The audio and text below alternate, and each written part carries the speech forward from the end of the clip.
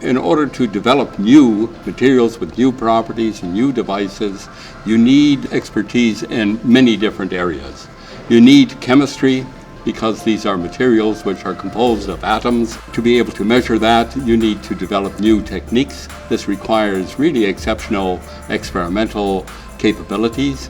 And in addition, you need to be able to interpret the results that you get from these measurements, and that requires very high-level theory and also an understanding of what you could do to actually improve those properties. One person cannot possibly have the top-level expertise in all of those various disciplines, so you really need a team of quite a number of people. There's very few institutes in the world that have this kind of breadth of interdisciplinary collaboration, shall we say.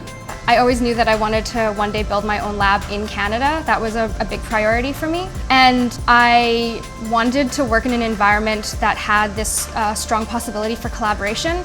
You take some of those best elements of being at a large conference where there's so much excitement all around you, and you put them all into one building.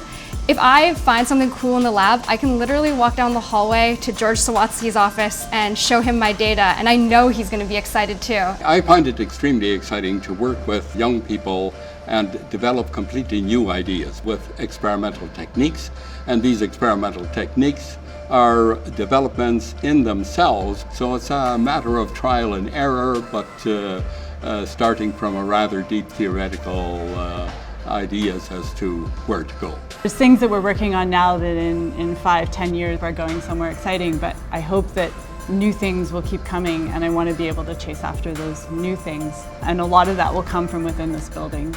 Being so collaborative means we get pulled in new directions all the time, but those are often way more exciting than the things that we can see. If I can see it coming, it's probably boring.